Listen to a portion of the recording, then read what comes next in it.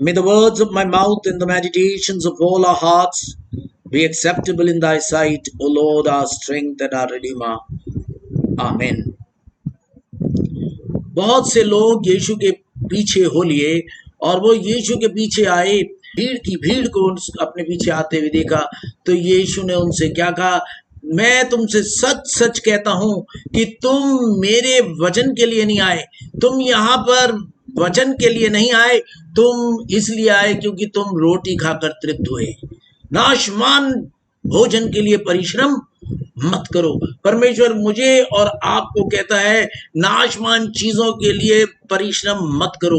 कई लोग सिर्फ नाशमान चीजों पे लगे रहते हैं और खुदावंद ऐसी चीजों को बिल्कुल पसंद नहीं करता।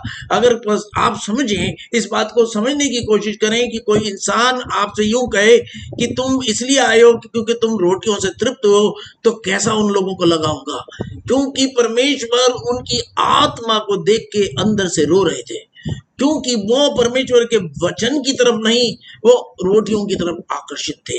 और तब वो भी थोड़े से चिढ़ गए और उन्होंने खुदावंद से कहा, तो तू क्या चिन्ह दिखाता है? और अभी उन्होंने यीशु को मौका भी नहीं दिया कि वो उसको जवाब दे सके। और उन्होंने कहा, मूसा ने हमें रोटियां खिलाई, मन्ना खिलाया, तो तू क्या चिन्ह दिखाता है? इसका मतलब उनका माइंडसेट क्या था? जो आपके मुंह से निकलता है वो आपके दिल में होता है। और उनके मुंह से निकल क्या रहा था कि आए यीशु, अगर तू इतना ताकतवर है तो मूसा से भी उत्तम है, मूसा से भी बड़ा है। तो मूसा ने 40 साल खिलाया, तू हमें 80 साल खिलाना। रोज रोटी आएगी, रोज मन्ना आएगा, रोज हम एकत्रित करेंगे और एंजॉय करेंगे। यानी उनकी माइंडसेट क्या था?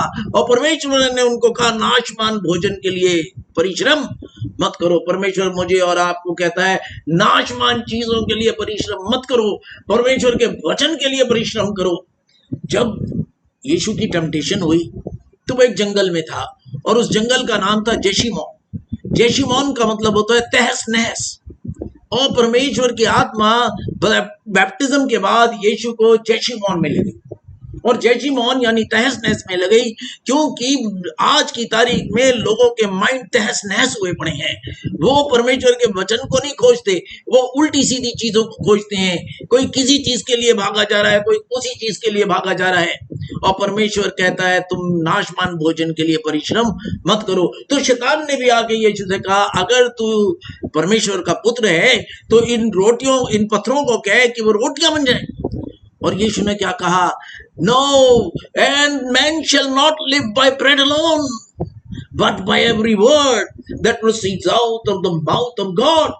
परमेश्वर ने क्लियर कर दिया शैतान को कि इंसान जो है वो सिर्फ रोटी से जिंदा नहीं रहेगा, बल्कि परमेश्वर के वचन की पूर्ति से जिंदा रहेगा। यानी यीशु का माइंडसेट और आदमियों का माइंडसेट में कितना डिफरेंस था।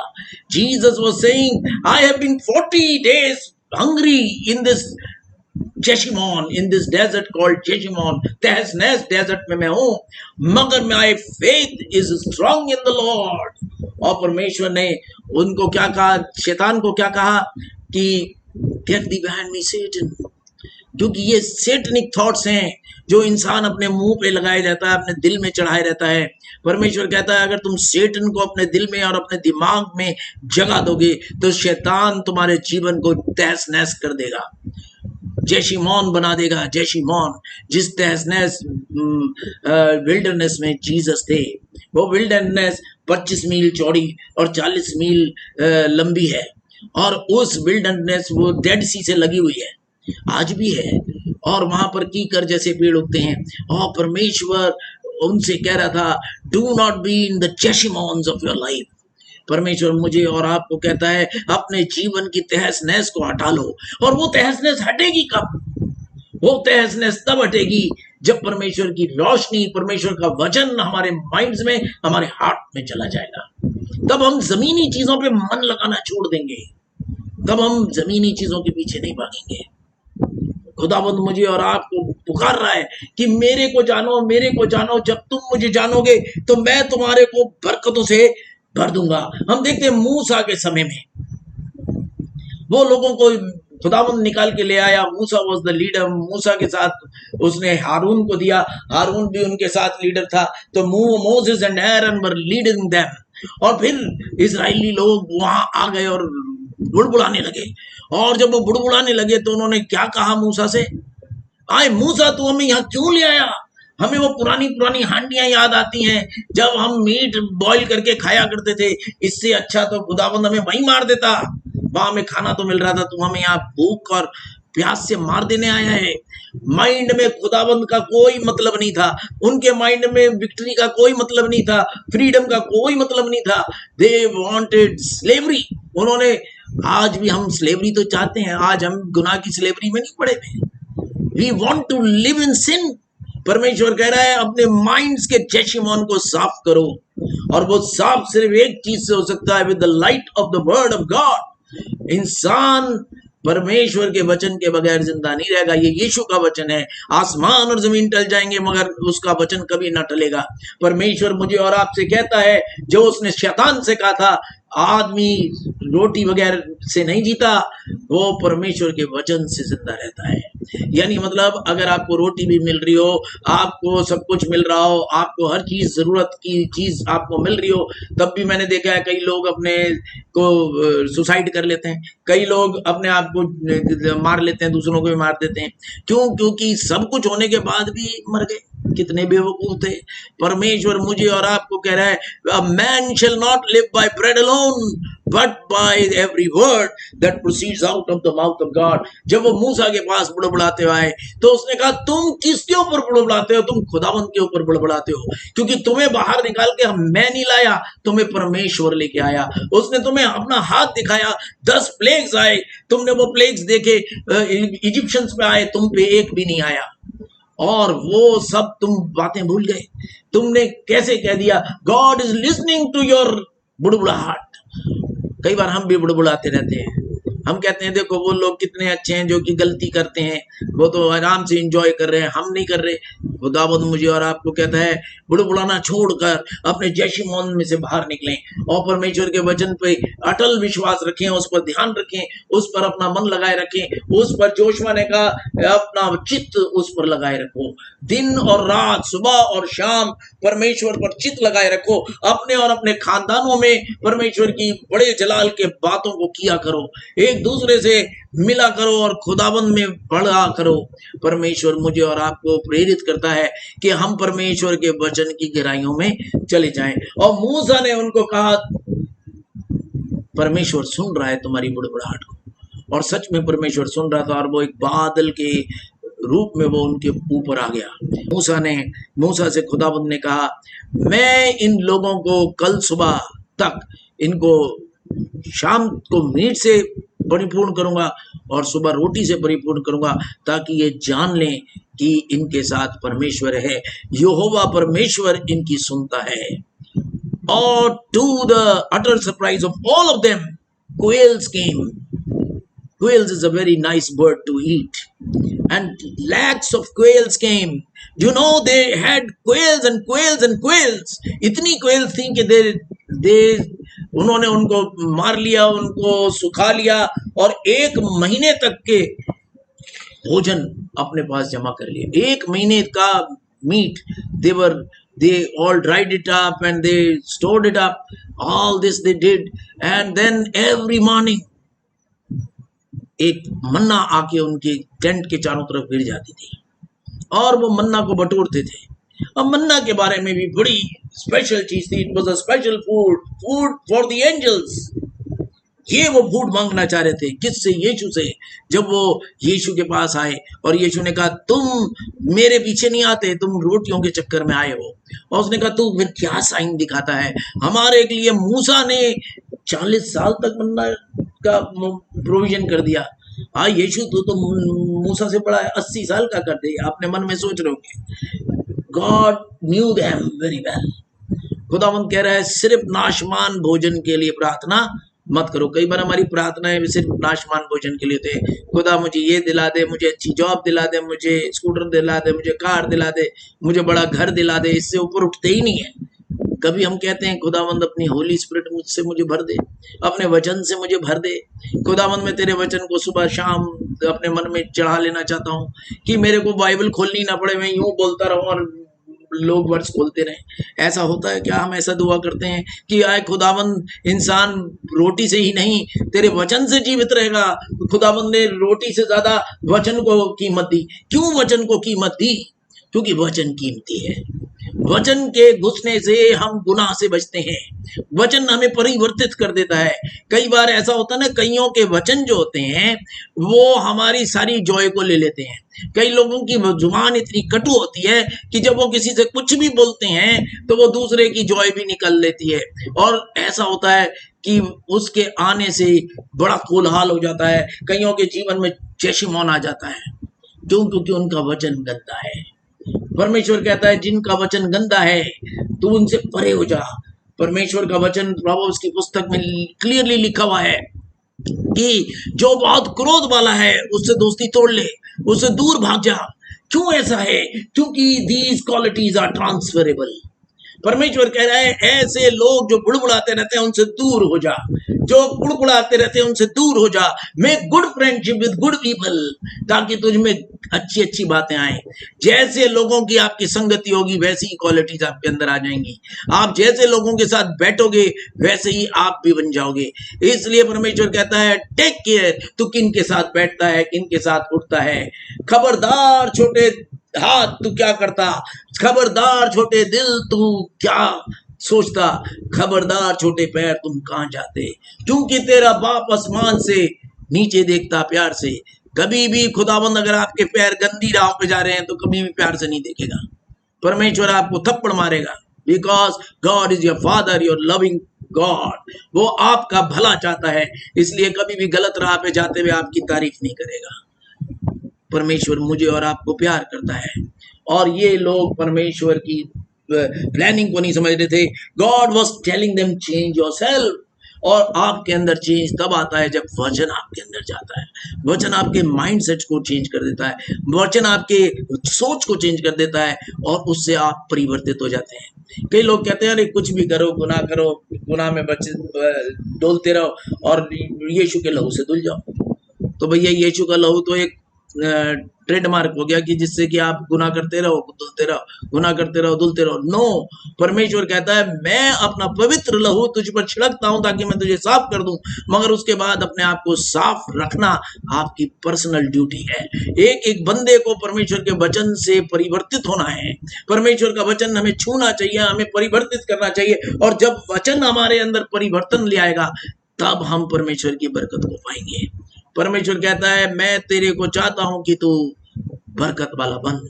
आपने एमसीडी के ट्रक सबने देखे होंगे, एमसीडी का कूड़ा ले जाता हुआ ट्रक अगर आपकी गाड़ी के आगे चलने लगे तो आप कहते हो अरे बेटा जरा गाड़ी पीछे कर ले, थोड़ी धीरे कर ले, या फिर ऐसा कर तेज कर ले ताकि हम इस ट्रक के आगे निकल जाएं। क्योंकि वो जो ट्रक है वो कुछ नहीं कर रहा आपको, मगर उसकी बदबू चारों तरफ फैल रही है। उसी प्रकार से अगर आपका माइंड गंदे थॉट से भरा हुआ है, if your head is filled with dirt, that dirt bloods out, तो आप गुस्सा करने लगते हैं।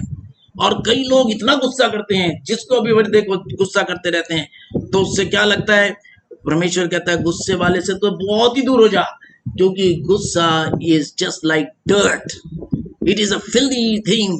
आप गुस्से वाले से दूर हो जाओ, ये परमेश्वर का वचन कह रहा है। ऐसे बंदे से तुम दूर हो जाओ। क्यों दूर हो जाओ? कहीं तुम उसकी चाल ना सीख लो, क्योंकि गंदी चाल जल्दी सीख लेता है इंसान। परमेश्वर कह रहा है it is a garbage truck.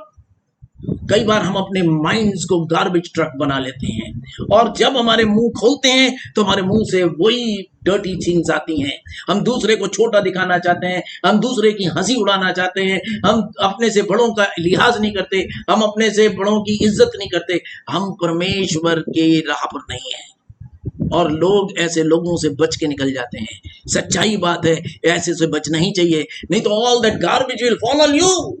आपके ऊपर डल जाएगी। और ऐसा नहीं होता कि कीचड़ आपके ऊपर गिर जाए और आप सफेद के सफेद रह जाएं।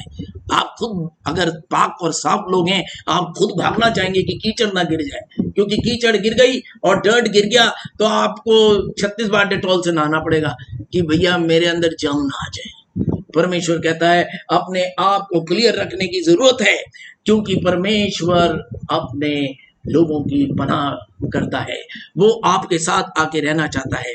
हम एक पैसेज पढ़ते हैं, इलीशा नबी के साथ कुछ हुआ। मैं चाहता हूं कि कोई पढ़ दे, दूसरा राजा उसका दूसरा अध्याय और उसकी 23 और 25 आयत। कोई हमारे बीच में जल्दी से पढ़े।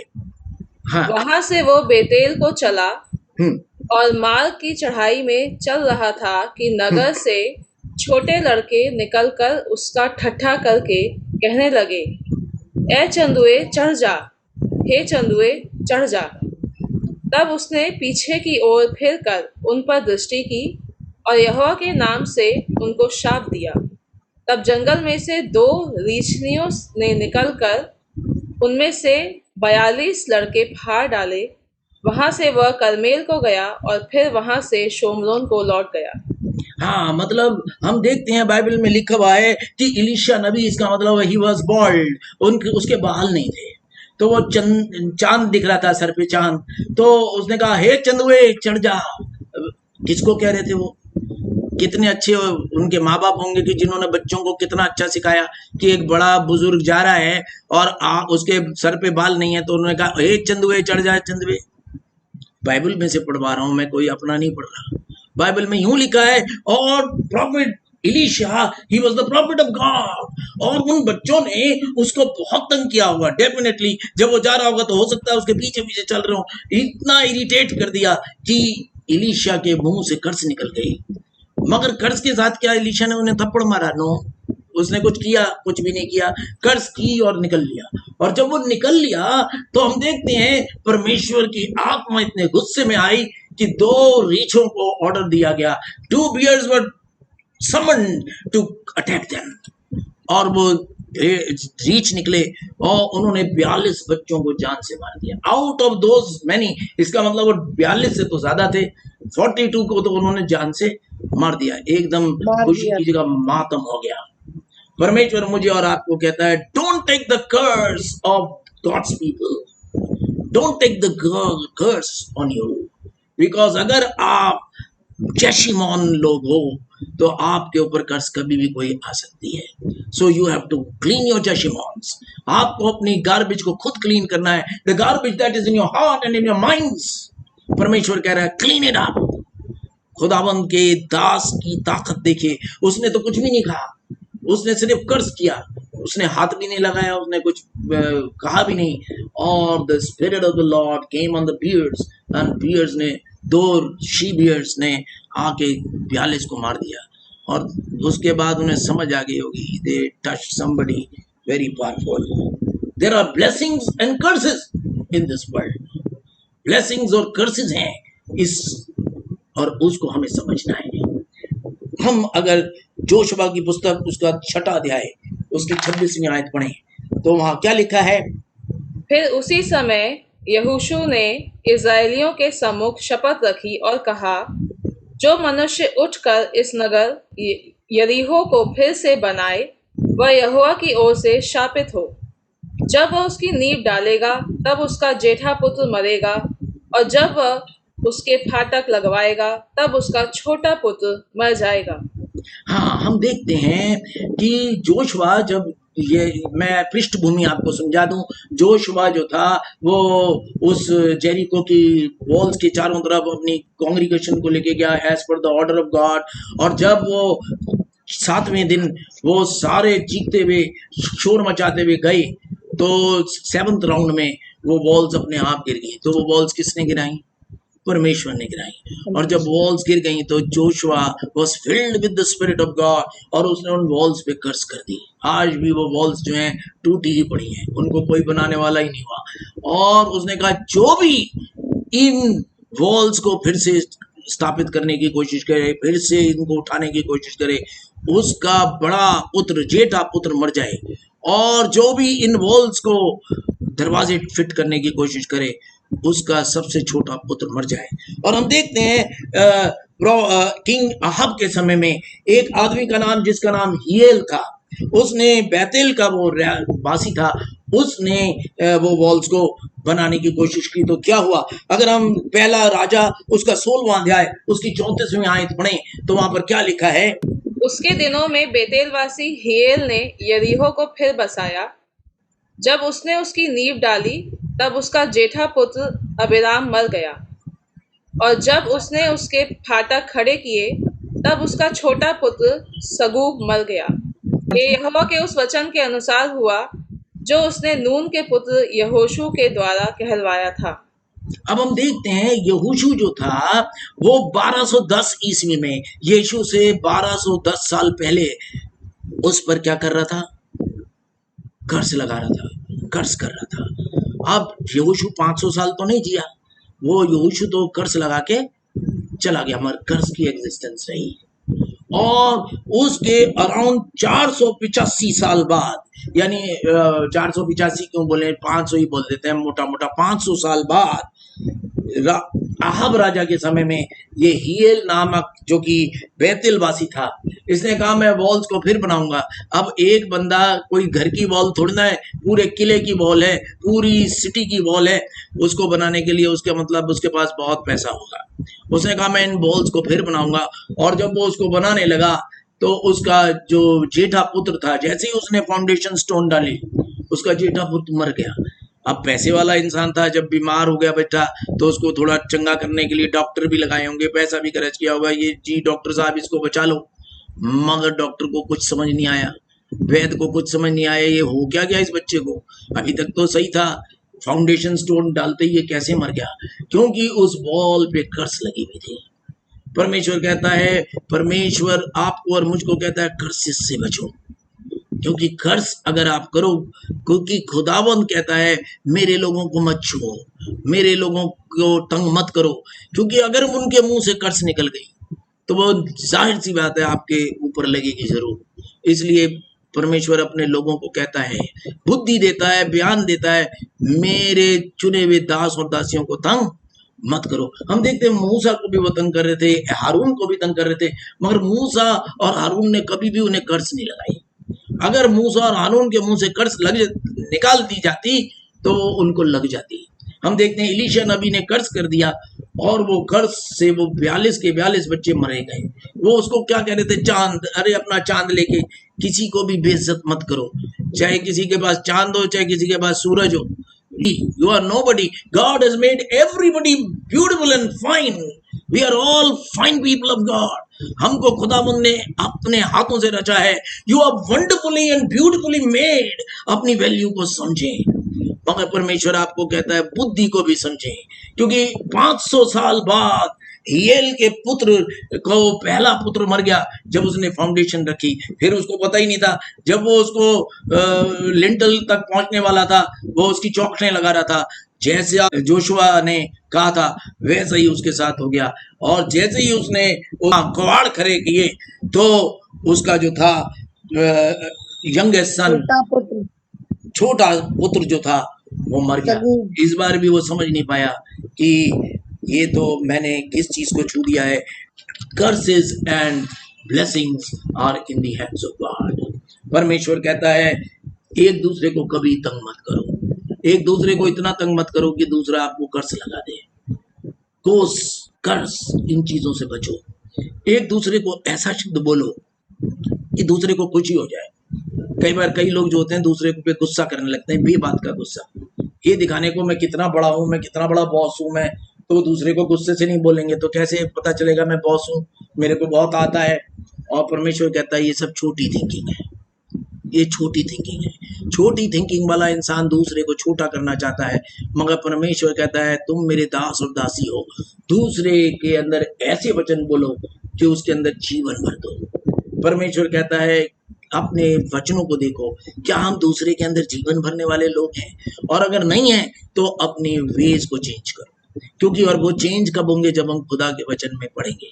खुदाबंद का वचन जिसके दिल में लिखा होता है वो दूसरों को ना तो तंग करता, ना दूसरों की बुराई करता, ना दूसरों को बेइज्जत करने की कोशिश करता, वो किसी को भी नीचा नहीं करता। मगर जो छोटा थिंकिंग का इंसान होता है वो हर समय अपने आप को बड़ा करने के लिए दूसरे को छोटा करने की कोशिश करता है, क्योंकि वो उसको लगता है मैं बड़ा अच्छा दिख रहा हूँ।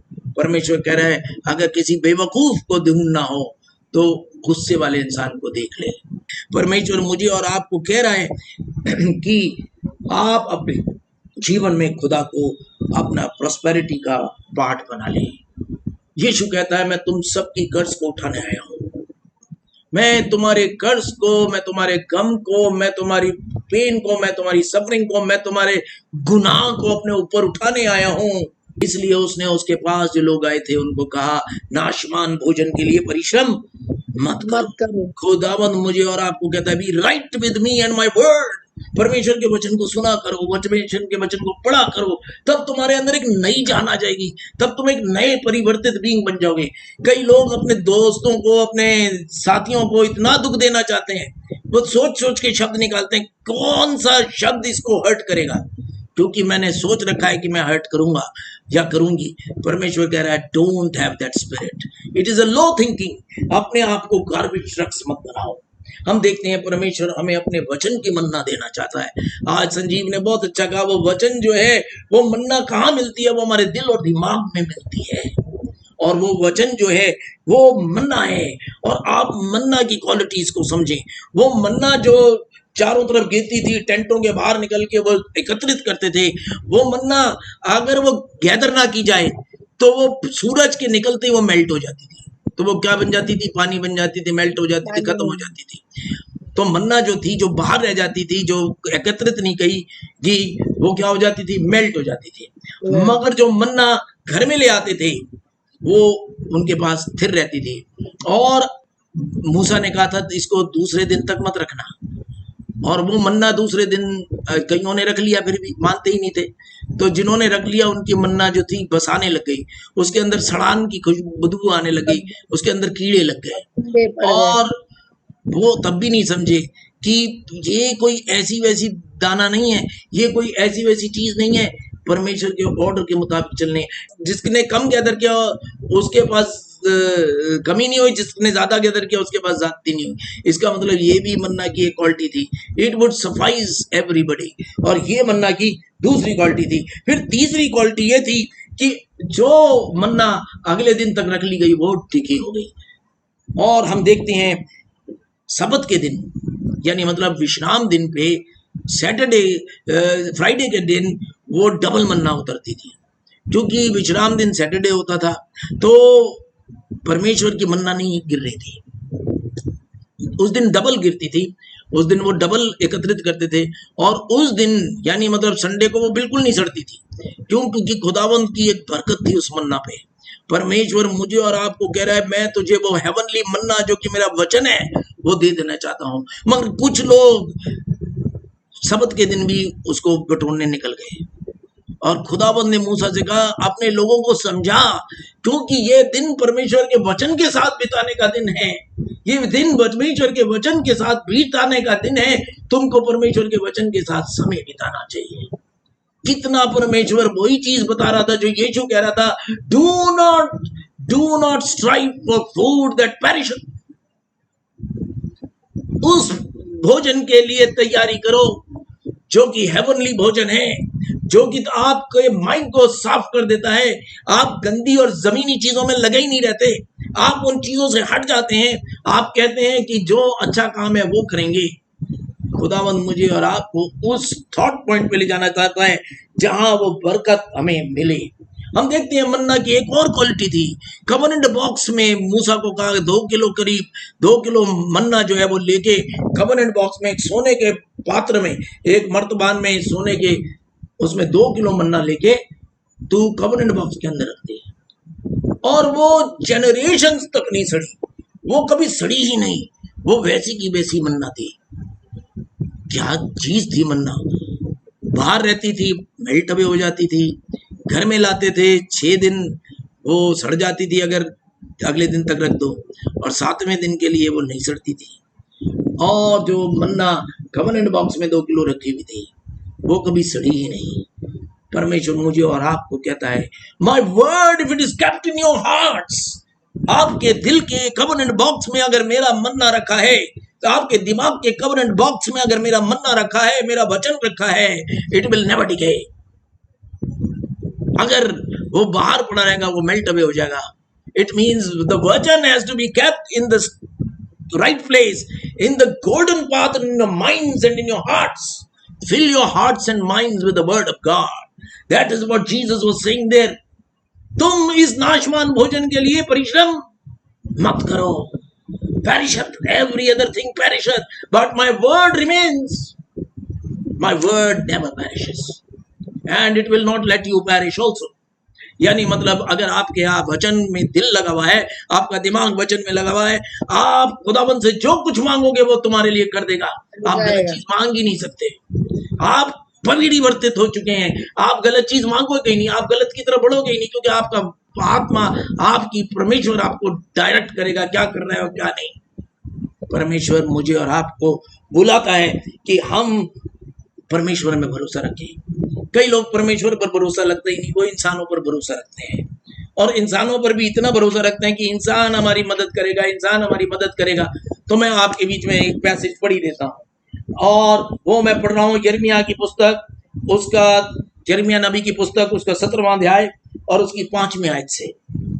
जो वह यूं कहता है, श्रापित है वो पुरुष जो मनुष्य पर भरोसा रखता है, श्रापित है वो पुरुष और नारी जो मनुष्य पर भरोसा रखता है और उसका सहारा लेता है, जिसका मन यहोवा से भटक जाता है।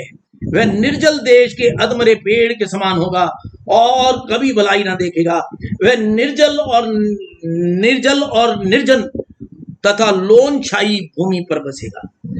धन्य है वह मनुष्य, वो पुरुष और वो नारी जो यहोवा पर भरोसा रखती है, जिसने परमेश्वर को अपना आधार माना हो। वह उस वृक्ष के समान होगा जो नदी के किनारे लगा हो और जिसकी जड़ जल के पास फैली हो। वह जब धूप होगी तब उसको ना लगेगी, उसके पत्ते हरे रहेंगे, और सूखे वर्षों में भी उसके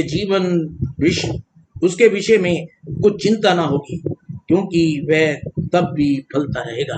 परमेश्वर मुझे और आपको कहता है, वचन की ताकत में इतने रहो, और वचन के साथ एक ताकत में जोड़ लो, एक ताकत जोड़ लो। Then God, when people will listen to the Lord, then God will bless them. फिर वो मॉडल और evil planning नहीं करेंगे, फिर वो एक नई सृष्टि हो जाएंगे। They will live the way the Lord wants them to live. Jesus said, "Men shall not live by bread alone, but by every word that proceeds out of the mouth of God." Look at what you're eating. आप क्या खा रहे हैं? आप की कलीसिया क्या खा रही है? क्या वो वचन खा रही है? हम तो वचन के लिए पुकारते रहते हैं, सबको कहते हैं आओ ज्वाइन करो, वो बाइबल स्टडी में ज्वाइन करो, किसी को कन्फर्मेशन क्लास में भी ज्वाइन करना है, लिंक मांगो, ज्वाइन करो। परमेश्वर के वचन में जुड़े रहो, और जब आप परमेश्वर के वचन में जुड़े रहोगे तो खुदाबंद आपके बीच में होगा, वो आपको ईविल करने से बचाएगा, और तब आपका जीवन निर्मल और अच्छा होगा। आइए हम परमेश्वर के पास आए और कहें, परमेश्वर आज तक जो हमने किया, पर अब से रेजोल्यूशंस लेंगे, अब से तेरे पास आया करेंगे, क्योंकि तेरा वचन हमारे जीवन को पाक और साफ कर देता है। तेरा वचन हमको ऐसी ताकत देता है कि हम अच्छा जीवन बिताएं। तो आइए सर हम खुदाबंद के आगे झुकाएं और दुआ करें कि खुदा में ऐसी तौफीक और ताकत दे कि हम तेरी मर्जी के मुताबिक चलकर फल लाएं और हमारा फल तेरे में होकर बना रहे। आइए हम प्रार्थना करें। खुदावंद तेरा वचन हमारे लिए अच्छा है, और प्रभु परमेश्वर आप चाहते हैं कि हर एक इंसान अपने माइंड को, अपने हार्ट को तेरे वचन से भर ले। हम तुझसे प्रार्थना दुआ करते हैं कि हम तेरे वचन की रोशनी में चला करें, ताकि शैतान हमको बरगलाने ना पाए, ताकि हम गलत की राह पर घूमने ना पाए, हम गलत राह पर डोलने ना पाए। हम तेरी तरफ चलें, तेरी मर्जी के मुताबिक चलें, तेरी रोशनी में चलें। जैसा दाऊद कहता है, तेरा वचन मेरे मार्ग के लिए ज्योति और मेरे पाँव के लिए दीपक है।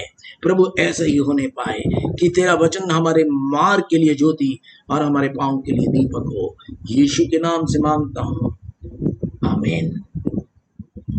आप सब लोगों को जय मसीह की।